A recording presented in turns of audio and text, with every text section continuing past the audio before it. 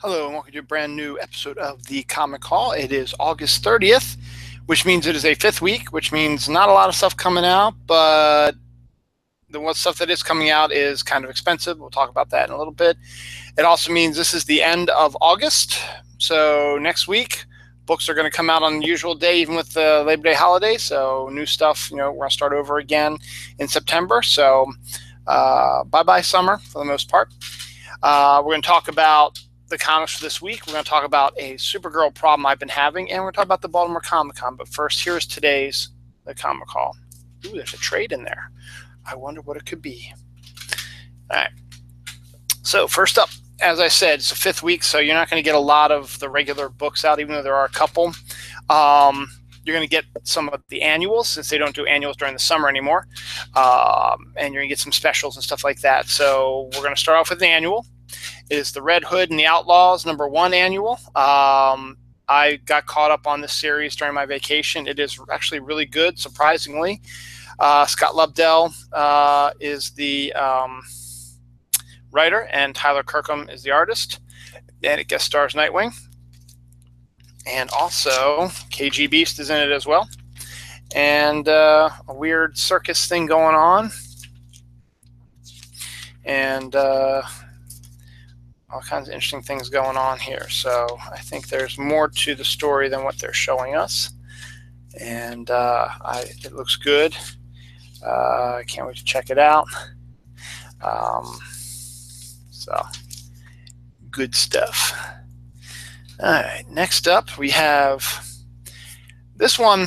Didn't show up on my previews lists, and I was surprised when I saw it in the bookstore, but I am collecting it. So Hal Jordan and the Green Lantern Corps, #27, continuing the Fall of the Gods storyline. It's written by Robert Venditti with art by Rafa Sandoval with inks by Jordi Tarragona. So artwork's pretty nice, and it's continuing their crossover with the New Gods.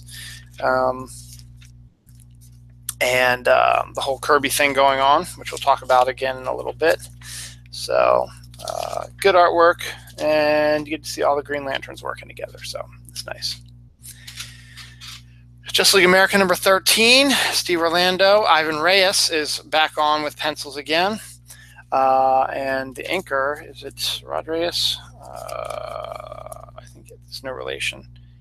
Ivan Reyes and Julio Ferreira are the inkers, but it's good to see Ivan Reyes back with his artwork. And some good stuff. This is on the cusp book for me, so I'll keep looking at it as long as it interests me. But that's out this week too.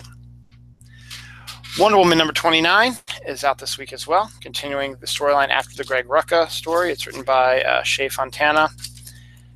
Where's the rest of your creative team here, Shea? Inaki Miranda is the artist. So the series is the storyline is going to last a couple more issues, I think, and then they're going to do another storyline after that with a different writer. I think James Robinson's coming on, who hasn't really written anything in a while, so might be interesting.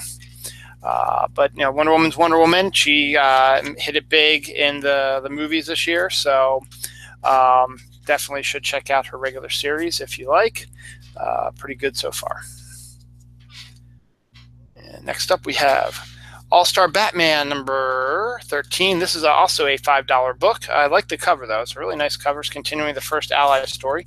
It's written by Scott Snyder with art by Raphael Albuquerque. Is anybody else involved with it? Nope. So there's that. But because it is All-Star Batman, there is a backup story. It seems like that's how they are able to pay for or charge $4.99. They get the nice thick cover, almost prestige format cover, and you get a backup story. The backup story is written by Raphael Albuquerque and Raphael Scavone with art by Sebastian Fumara. So Raphael Albuquerque is all over this book. So doing that. Still a nice cover, though. I like it.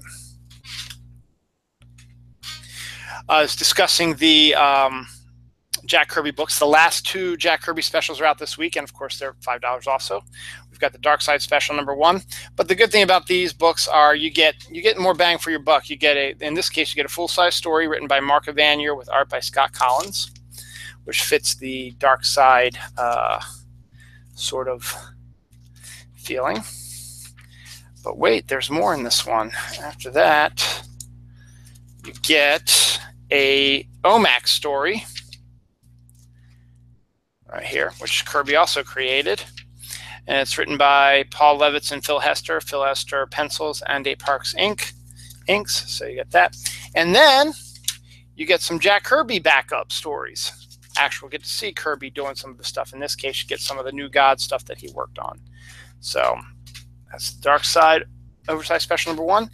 And this one is the Black Racer and Shiloh Norman Oversized Special #1. Shiloh Norman is the second Mr. Miracle. The first Mr. Miracle, Scott, I can't think of his last, Scott Free, is being done in a miniseries right now by Tom King. And this one we get a chance to see Shiloh Norman. Which is pretty interesting about this is Reginald Hudlin is the writer. He is a former film director and wrote Black Panther for a long time for Marvel. And it's art by Dennis Cohen and Ryan Benjamin with inks by Bill Sienkiewicz and Richard Friend. So Dennis Cohen's all over the place this week. I'll explain why in a little bit. But this one, again, is $5. But it is one big giant story. But with the art that you have, like with this is Ryan Benjamin artwork, and you get Dennis Cohen and Bill Sienkiewicz, which is really nice. I haven't seen them together in a while. You can see them together. After that storyline, you see the Kirby stuff. So you got some more Kirby things as well. So I believe this is the last of the Jack Kirby specials, so you're probably not going to see any more of those. So you just got to get your Jack Kirby special fix from the Commandy Challenge and also from Mr. Miracle. Now, before I get to Marvel, I just want to drop a little something here. There's a Supergirl issue right now. Supergirl #12 came out a couple weeks ago. I was unable to get it, and my store has not gotten any more copies of it yet because it sold out quicker than the store thought it would. Supergirl Annual #1 came out this week. It was going to be another one of the $5 ones I was going to pick up today. It had sold out before I got there. So there's a Supergirl thing going on. I think my store is finally realizing that maybe they should up their orders on Supergirl a little bit. So maybe they're going to fix their orders for the other ones. But as of now, I don't have Supergirl 12, nor do I have Supergirl Annual, which came out this week as well. So if you're interested in Supergirl because of the TV show, go to your store now because they're disappearing off the shelves quickly, and I don't know if you're going to get any reorders in on them. I don't know. What I might do, I might have to go to one of my other stores, but the thing is I'm going to be going away this weekend to my stepbrother's wedding in Rhode Island, so I don't know if I'll be able to get out in time to check it out, so I'll figure something out, I guess. Anyway, that's my Supergirl problem. Oh, excuse me. So keep in mind when you go to your comic book store, be sure to, don't put it off too long because sometimes the comic stores don't know how good the book's going to sell, and they sometimes predict, they order what they think is going to do well, and then they discover that they need to order more. So you might want to pick up your stuff before, like on Wednesday. I mean, in this case, they didn't have the Supergirl Annual; it just sold out real quickly. So I don't know what happened. So we'll see. Getting to Marvel now. Continuing the Generations storyline, Generations #1, Hawkeye and Hawkeye, written by Kelly Thompson with art by Stefano Raffaele. You get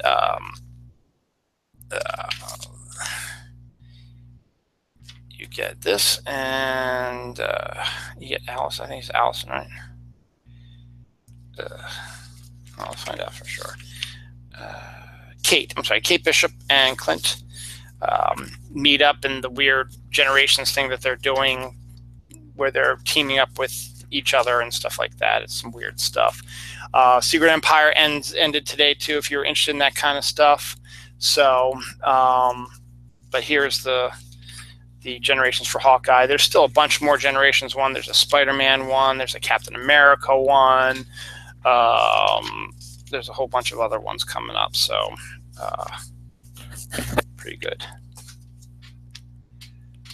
Next up, we have Captain Marvel #8, which is the last of the Secret Empire crossovers for this book, and then you're going to get back to normal. It's written by Margaret Stoll with art by Michelle Bandini. Actually, it might even be After this issue, they might jump it to a different number.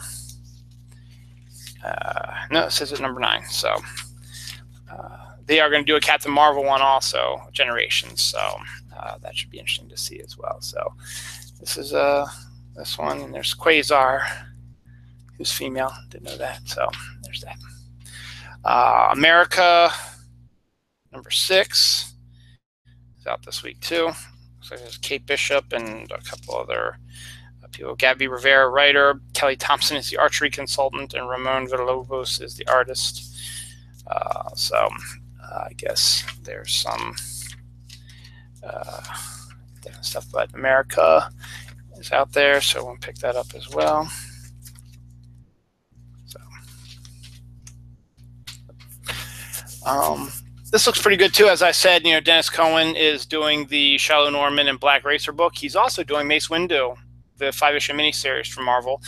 Issue number 1 is out this week, written by Matt Owens with art by Dennis Cohen with art by Roberto Poggi. So it's good to see Dennis Cohen back in the spotlight, and his artwork has always been very good. And have a Mace Windu miniseries is good one. So there's a Miss Marvel one too, it looks like.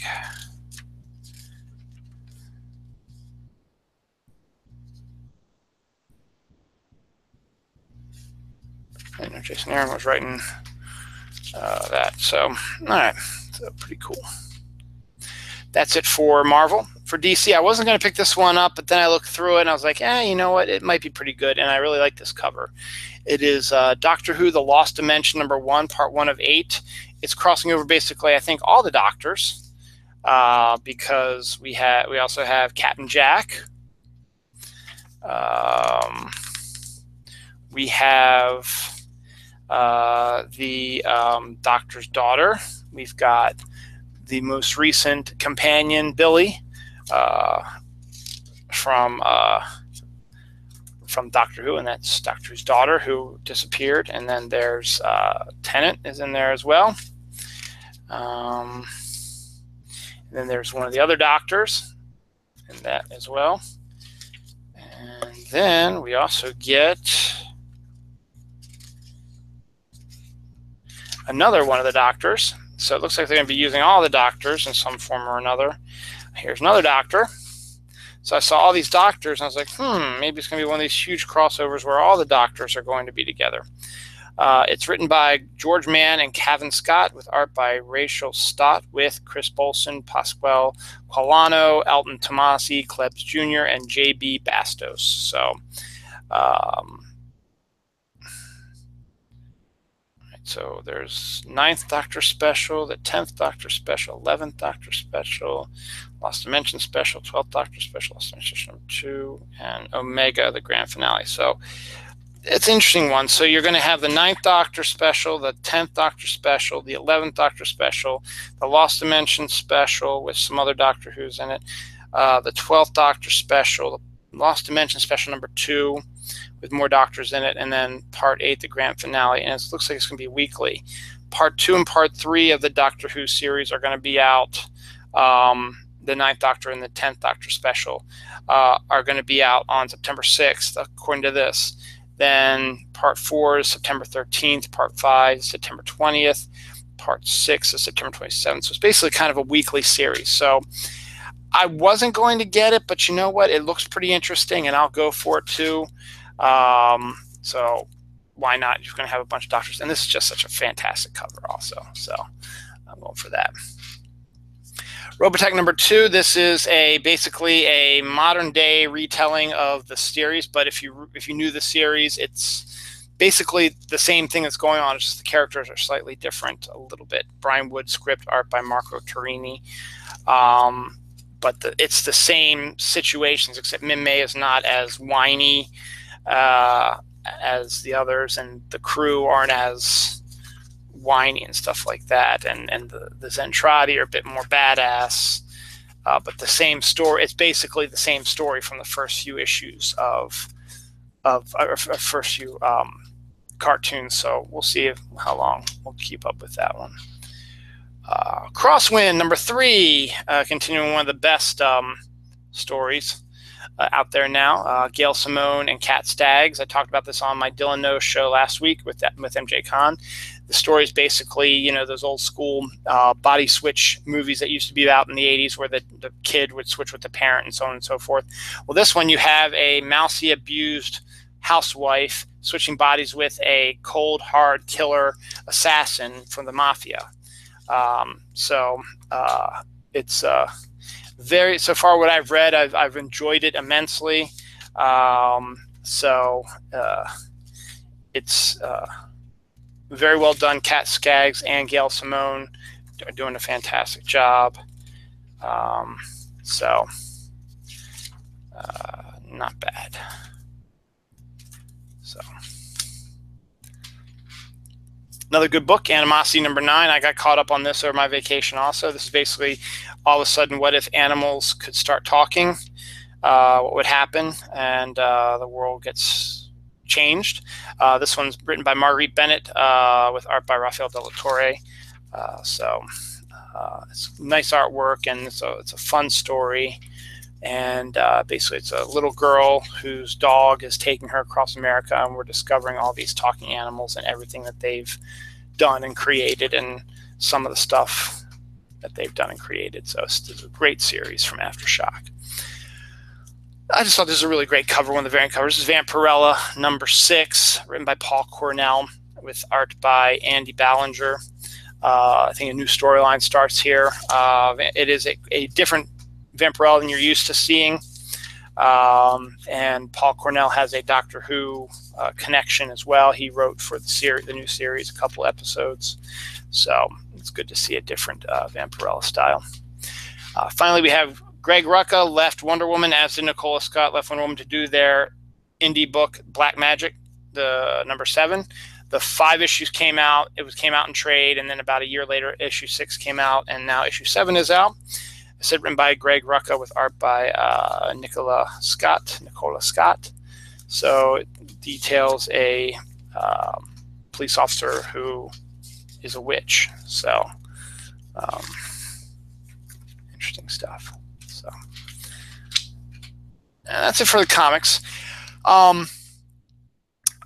When this comic came out a while back from IDW, I thought how great it would be to have. I got the issues, but how great would it be to have a trade paperback collecting them all and have it as sort of a like a history book or whatever, because that's basically what it is. It is the Comic Book History of Comics trade is out this week, collecting the 5-issue miniseries, 5 or 6 issue miniseries, which details literally what it is, the comic book history of comics. So I wanted to get it because I'm a history buff, I'm a comic book fan, and this is a very detailed telling description of how comic books and pop culture and stuff like that came to the forefront and became popular and stuff like that. And it covers everything you could imagine and more. And I finally do have the trade, so now you can just sit down and read the whole thing like a history book. So I'm glad I got it. It was written and lettered by Fred Van Lent with art by Ryan Dunleavy. So if you're a history buff, if you like the comic book industry, get the trade paperback Comic Book History of Comics. That's it for the Comic Haul this week. Real quick, Baltimore Comic Con has a new flyer out. It is coming up on September 22nd, 23rd, and 24th at the Baltimore Convention Center downtown. They have added a bunch of television and stuff like that. Usually Baltimore Comic Con tends to stay with the comic book industry stuff, but they also, if they can get some pop culture people in, they'll get them in, but they don't overpower the comic books. This is all about comic books, and I'll tell you why in a second. The pop culture guests we have Linda Carter, who is, everybody knows her as Wonder Woman from the 1970s TV show. She's married to like a senator or something down in DC, so she lives right down the road in DC. She's actually coming up for a special concert. She's not really talking about Wonder Woman. She's going to be doing some singing. Jessica Henwick from Iron Fist and the Defenders is also going to be there. Speaking of Iron Fist, Finn Jones is going to be here. Iron Fist himself will be here. David Mazquez Mazoz from Gotham, he plays Bruce Wayne / Batman, is going to be here just Saturday and Sunday only. And Sean Pertwee who is the grandson of one of the Doctor Who's, who plays Alfred in Gotham, will be here Saturday and Sunday also. They had Sean Astin and Hodor from Game of Thrones here last year, and they were off to the side. They had Peter Mayhew a couple years ago, who was Chewbacca. So they do bring in some pop culture things, but they're off to the side. It's more focused on comics. There are more than 200 comics guests, and these are the big ones. Frank Miller's the big one. He'll be here only on Friday, but he is going to be here. But the big ones are, it's a who's who of who's popular in comics nowadays. Neil Adams, Lee Bermeo, Mark Buckingham, Frank Cho, Jerry Conway, Steve Connolly, Amanda Connor, David Finch, Ramona Fredden, Bob Fujitani, J.G. Jones, Matt Kint, Tom King, Kazu Kibushi, Hope Larson, David Marquez, Ed McGuinness, Steve McNiven, Jamar Nicholas, Denny O'Neil, Jimmy Palmiotti, David Peterson, Brandon Peterson, Keith Pollard, Stan Sakai, Walter Simonson, Charles Soule, Peter Tomasi, James Tinian IV, Mark Wade, Bill Willingham, Marv Wolfman, Scotty Young, and many, many more. So it's going to be a huge group of people. Some of the best writers and artists of our time are going to be here, and they are as close as I am to you. They sit at a table, and you go up to them, you can talk to them, take pictures with them. I don't know how the how you get pictures done for you. Maybe you go online or figure it out, or if you follow them on Twitter or something like that, you can figure it out also. But that is it for this week's The Comic Call. It is Labor Day weekend, so my comic book store is having a 4-day sale. It's their last big sale of summer, and then I think they either drop down to maybe 1 or 2 sales a week or whatever, if a month, if that. I don't even remember that many sales during the fall and winter, with the exception of some holiday stuff here and there. So you have a 3-day weekend. I have a 4-day weekend because I'm going up to Rhode Island to see my stepbrother get married. So I will be out of town Friday, Saturday, and be back on town on Sunday. I'll be taking the train because I ain't driving up to Rhode Island on Labor Day weekend. Hell no. So there will be no Dylan Knows, which is my other show I do, but I figure I'd get this one in, and I'll probably do one, a comic call next week, but it might not be till Friday because I think our major our house payment comes in this week, so we'll be low on funds next week. So I really probably will not be able to get comics until Friday after I get paid on Thursday, but I'd like to go on Fridays, and so you'll probably see a new episode of the Comic Call before you see a new episode of Dylan Knows. So check that out. Have a wonderful Labor Day. You know what that means. With Labor Day's arrival, it means back to school for kids, fall, which is my favorite season in the world. Football is starting to. You're going to start seeing Halloween stuff, pumpkin spice stuff, apple cider, apples, leaves changing, cooler weather. This long, hard, hot, disgusting summer is in the rearview mirror now. And obviously with all the hurricanes coming up now, there's a tropical storm off the eastern coast, and there's the one obviously that hit Houston, which is on its way up. The remnants are on its way up here. We'll get some of the remnants on Friday night, and I don't know what's going to happen with the one off the eastern shore, off the east coast, so we'll see what happens with that. So be safe out there. Our hearts and my thoughts are with you, Houston. Stay strong. Have a wonderful Labor Day. Have a wonderful first day back at school for your kids, and check it out. Comic book stuff, comic books roll. Go to your local comic book store this weekend. You got a long weekend. What do you got to lose? There might be some cool stuff you might find out. I just showed you some cool stuff. All right. See you later. Happy Labor Day.